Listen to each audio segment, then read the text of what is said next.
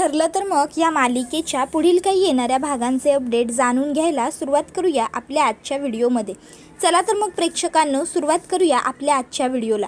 तर आपण आता इथे पाहत आहोत की आता कशा पद्धतीने अर्जुन सायलीला अडकवण्यासाठी महिपत आणि सचिन, त्याचबरोबर नागराज, प्रिया आणि राकेश हे सगळेच मिळून एक खूप मोठा सापळा रचणार आणि त्या सापळ्याचा शिकार अर्जुन होणार। आता नेमकं काय कसं घडतं, कसा अर्जुन शिकार होतो, या सर्व गोष्टी पाहूया।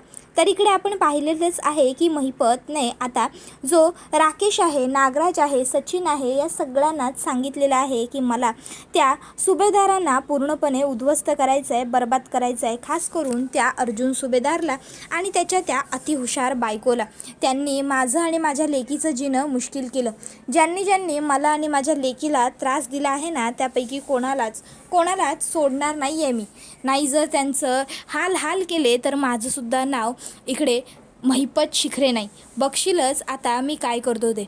एक काम करायचं सचिन, त्या सुभेदारांच्या घरच्या कसल्या तरी कार्यक्रमामध्ये आपण खराबी करायची, असं लोकांना हायलाईट करून द्यायचं की सुभेदारांनीच सगळं काही वाटोळं केलं आहे, सुभेदारांवरती बारी ठेवायला घ्या।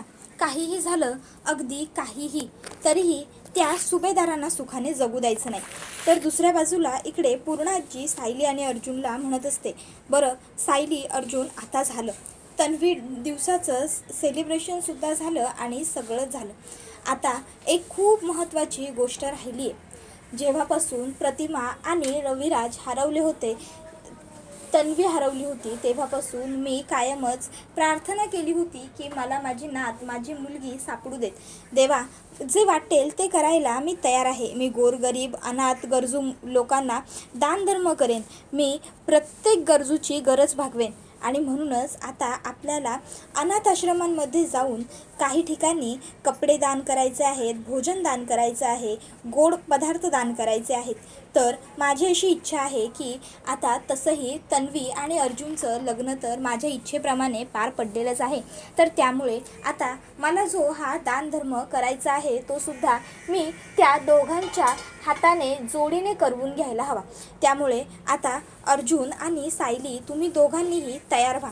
आपल्याला सगळ्यांना नाही, नको, सगळे नको, घरातल्या सगळ्यांना नेलं तर मग इथे घरात कोण राहील? आपण एक काम करू, आपण तिघं जाऊ आणि दानधर्म करू। प्रतिमा, रविराज, काय वाटतं तुम्हाला? प्रतिमा आणि रविराज काका चालेल म्हणतात। त्याबरोबर कल्पना आणि प्रतापला सुद्धा विचारते, पूर्णाजी तुम्हा दोघांचं काय म्हणणं आहे? त्याबरोबर ते दोघं म्हणतात की हो, उलट तुम्ही तिघं गेलेलंच बेटर राहील, कारण आम्हाला सुट्ट्या मिळणार नाही कामातून, असं प्रताप म्हणतो। तर आता अश्विनसुद्धा तेच मत बरोबर आहे असंच म्हणतो। त्यानंतर हे सगळं काही राकेशने ऐकलेलं असतं। राकेश आता ताबडतोब हे सगळं काही जे त्याचं बोलणं असतं ते आता पटकन सचिनला कॉल करून सांगत असतो। तो सचिनला म्हणतो, सचिन, आपल्या म्हणण्याप्रमाणे सगळं घडतंय। ही म्हातारी ह्या अर्जुन आणि सायलीच्या हातून प्रसाद वाटायचा म्हणून यांना घेऊन जायला निघाली। तर दुसऱ्या बाजूला इकडे आता जो सचिन असतो तो म्हणत असतो, वा, याचा अर्थ आयती संधी आपल्या हातात चालून आलेलीच आहे। आता जर आयती संधी आलेलीच आहे तर आपण फक्त त्या संधीचा फायदा करून घ्यायचा। तू काही काळजी करू नकोस राकेश, आता पुढे काय करायचं, कसं करायचं ते मी बघतो। आतापर्यंत ह्या सुभेदारांनी मला खूप त्रास दिलेला आहे, पण आता नाही, आता ह्यांचा घडा भरलाय। आता नाही जर मी त्या सुभेदारांना रस्त्यावर आणलं, देशोधडीला लावलं ना, तर माझंसुद्धा नाव सचिन नाही। त्यांना काय वाटतं ते वाटेल तसं वागत जातील माझ्याबरोबर आणि मी मात्र त्यांना सोडून देईन। मी मात्र त्यांचं काही वाकडं करू शकत नाही।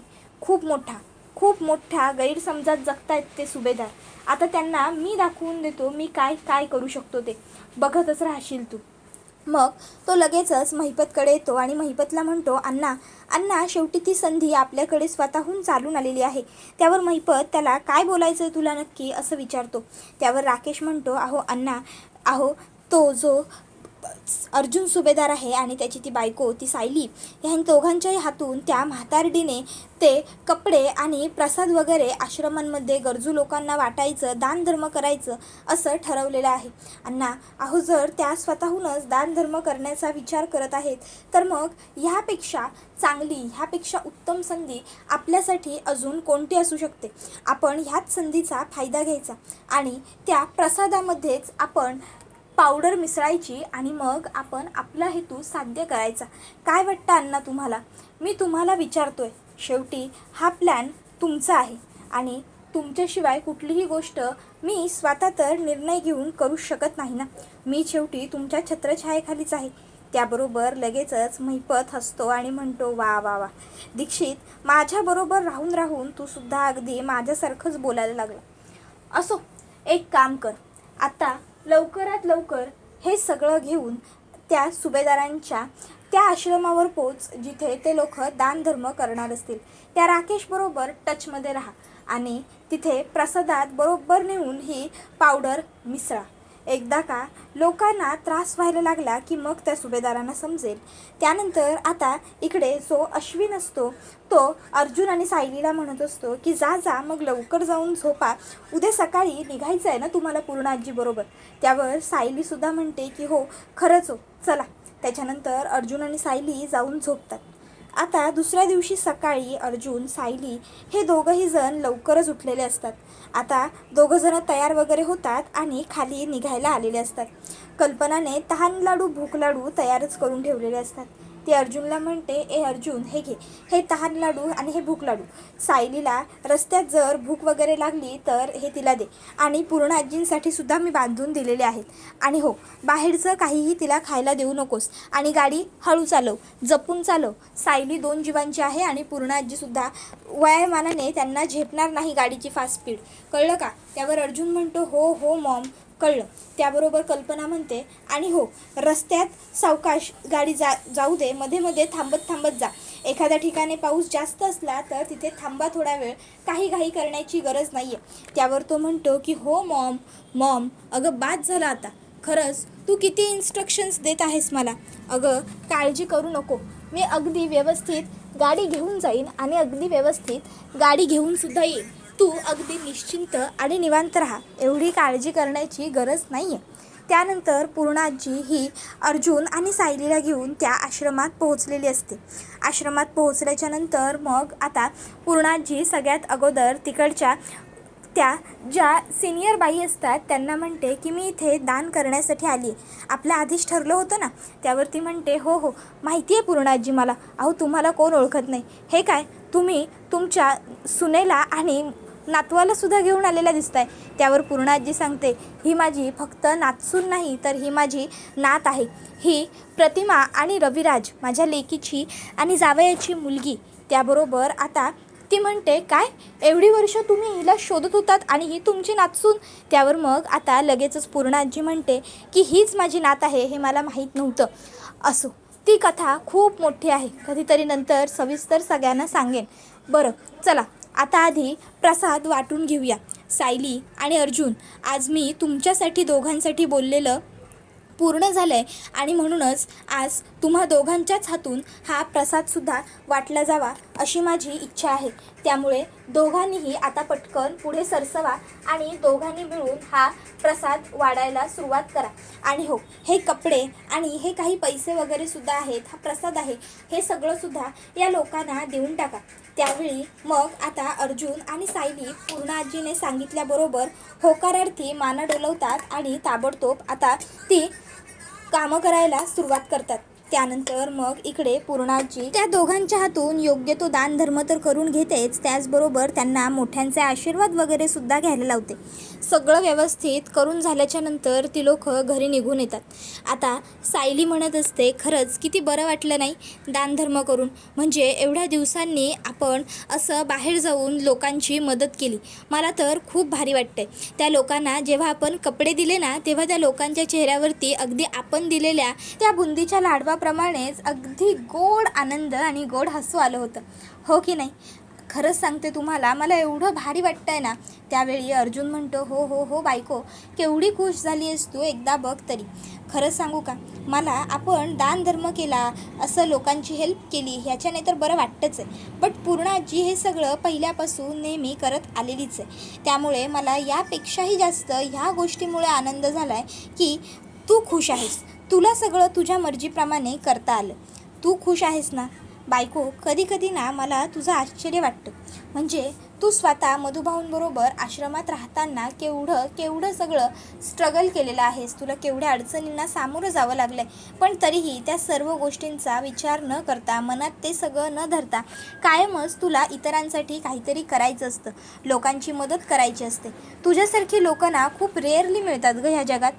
खरंच तू खूप वेगळी आणि खास आहेस. त्यावर सायली म्हणत असते की अहो असं काही नाही हो, तुम्ही ना उगाच माझं खूप जास्त कौतुक करत असता. मधुभाऊंच्या आश्रमात मी होते ना, तेव्हा मला नेहमी वाटायचं की माझ्याजवळ जर कधी भरपूर पैसा आला, मी खूप खूप चांगलं काहीतरी काम केलं, मी खूप चांगल्या पगाराची नोकरी मिळवली ना, तर मी नक्की गरजू लोकांची मदत करेन. आता ते दोघं नवरा बायको एवढं चांगलं बोलत असताना इकडे आता सुमन काकूने टी व्ही लावलेला असतो आणि टी व्हीवरती आता अर्जुन सायलीने दिलेल्या प्रसादामुळे, अर्जुन सायलीने वाटलेल्या लाडूमुळे अनेक लोकांचा जीव धोक्यात. सुभेदारांनी मुद्दाम करून बघितला का हा सगळा प्रयत्न, सुभेदारांच्या घरात आलेल्या आनंदाचं लोकांवर पडलं दुःखाचं सावट, असं सगळं आता न्यूजमध्ये येत असतं. आता सुमन धावत पळतच लगेचच कल्पनाला हाक मारते आणि कल्पनाला हे सगळं दाखवते. हे सगळं बघून कल्पनालासुद्धा आश्चर्य वाटतं. कल्पना म्हणते हे सगळं कसं शक्य आहे? हे टी व्हीवाले उगाचच्या उगाच काहीही दाखवतात का? तोंडाला येईल ते उठसूट बरळत सुटलेत माझ्या लेकाबद्दल आणि सुनेबद्दल. माझ्या मुलाने कोणावरही काही विषप्रयोग वगैरे केलेला नाही आहे. ह्यांना काही वाटतं की नाही की उगाचच बोलायचं म्हणून बोलताय? अहो अहो अहो अश्विन, अर्जुन, सायली, लवकर या सगळ्यांनी. अस्मिता, अहो. त्याबरोबर प्रताप त्या ठिकाणी आलेला असतो. प्रताप म्हणतो काय झालं, तू का अशा हाका मारतेस? त्यावर मग आता लगेचच कल्पना प्रतापला म्हणत असते अहो तुम्ही टी व्ही. इतक्यात प्रतापचा फोन वाजतो. प्रताप फोन उचलतो. प्रताप म्हणतो काय? नाही हे बघा तुमचा काहीतरी गैरसमज झाला असेल. अहो मी स्वतः फार्मा कंपनी रन करतो. माझा मुलगा आणि माझी सून लोकांना असा त्रास होईल असा पदार्थ का खाऊ घालतील? त्याबरोबर ते लोक म्हणतात की कदाचित तुम्हीच तर सांगितलं नाहीत ना तुमच्या एका मेडिसिनचं टेस्टिंग वगैरे करायला, आणि त्याचाच तर साईड इफेक्ट नाही आहे ना हा. त्याबरोबर लगेचच प्रताप म्हणतो अहो काय बोलताय तुम्ही? मेडिसिनचं टेस्टिंग असं कोणी माणसांवरती करतं का? आणि जर करायचं असतं तर आम्ही आमचं काहीतरी वेगळं केलं असतं ना. त्याबरोबर त्या ठिकाणी चैतन्य धावत पळत आलेला असतो आणि चैतन्य म्हणत असतो अर्जुन. त्याबरोबर कल्पना आणि प्रताप विचारतात तू सुद्धा? त्यावर लगेचच तो म्हणतो हो. सगळीकडे वेड्यासारखी व्हायरल होतीये, तुफानासारखी व्हायरल होतीये ही बातमी की अर्जुन आणि सायली वहिनीने जे काही दानधर्म केला आहे त्यामध्ये ज्या लोकांनी ते लाडू वगैरे खाल्ले आहेत, प्रसाद खाल्ला आहे, त्या लोकांना विषप्रयोग झाला आहे, त्या लोकांना त्रास झाला आहे. त्यातली काही लोक हॉस्पिटलमध्ये दाखल आहेत, काही लोक जीवानिशी मेली असं म्हटलं जातं आहे, काही खूप सिरियस आहेत, कुणाला खूपच जास्त त्रास होतो आहे. त्यावेळी अर्जुन त्या ठिकाणी आलेला असतो आणि अर्जुन आता हे सगळं बोलणं ऐकतो आणि अर्जुनला हे सगळं ऐकून खूप मोठा धक्काच बसतो. अर्जुन म्हणतो हे कसं शक्य आहे? सायलीसुद्धा खाली येते आणि म्हणते मला तर काही कळतच नाही हो. सायलीने खूप टेन्शन घेतलेलं असतं. अर्जुन तिला समजावतो की हे बघ काळजी करू नकोस बायको, तू शांत हो, डोंट बी पॅनिक. हे बघ काय आहे हे सगळं प्रकरण, आपण शोधून काढूया ना, आपण याच्या मुळाशी जाऊया. हे बघ घाबरून जाणं ही योग्य वेळ नाही आहे. अर्जुनच्या फोनवरती सुद्धा कचाकच मेसेज यायला सुरुवात झालेली असते. सुभेदार, लोकांच्या जीवाशी खेळताना लाज नाही का वाटत? ॲडव्होकेट सुभेदार, आम्ही तुम्हाला एवढं चांगलं मानत होतो, लोकांना न्याय मिळवून देणार म्हणून आम्ही तुमच्याकडे न्यायमूर्ती म्हणून बघायचो आणि तुम्ही हे सगळं घडवून आणलं. त्याबरोबर मग आता अस्मिताच्या फोनवरती सुद्धा मेसेजेस यायला सुरुवात होते.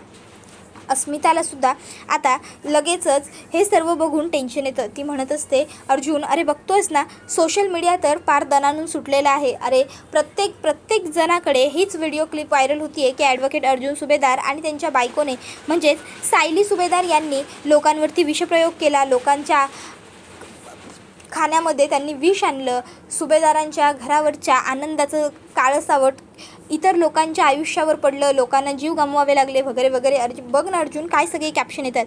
अर्जुन म्हणतो काही काळजी करू नका, हे सगळं काय प्रकरण आहे ना हे मी ताबडतोब जाऊन चेक करतो, मी लगेचच निघतोय. आणि अर्जुन आता दरवाजातून बाहेर जाणारच असतो तोपर्यंतच त्या ठिकाणी पोलीस येतात. अर्जुन म्हणतो बरं झालं इन्स्पेक्टर साहेब तुम्ही आलात, मी तुमच्याकडेच येत होतो. अहो हे सगळं प्रकरण काय आहे, हे सगळं असं का व्हायरल होतं आहे? त्यावर इन्स्पेक्टर साहेब म्हणतात ॲडव्होकेट सुभेदार आम्ही तुम्हाला अरेस्ट करायला आलो. त्यावर अर्जुन म्हणतो अहो पण का, मी काही केलेलं नाही आहे. अर्जुन मला ते सांगतात तुमच्या विरोधात आमच्याकडे तक्रारी आहेत आणि आमच्याकडे तुमच्यासाठी अरेस्ट वॉरंटसुद्धा आहे, त्यामुळे आम्हाला तुम्हाला अटक करण्याशिवाय पर्याय नाही आहे. आता घरातले सगळेच नका प्लीज नका, त्याला अरेस्ट नका करू असं म्हणत असतात, पण पोलिसांकडे पर्याय नसल्यामुळे पोलीस अर्जुनला तिकडनं घेऊन जातात. अर्जुन सायलीला म्हणत असतो बायको तू काही घाबरू नको, मी लवकरच परत येईन, तू काळजी करू नको, तू टेन्शन घेऊ नकोस बायको. त्याबरोबर हा व्हिडिओ इथेच संपतो. व्हिडिओ आवडला असेल तर लाईक करा. धन्यवाद.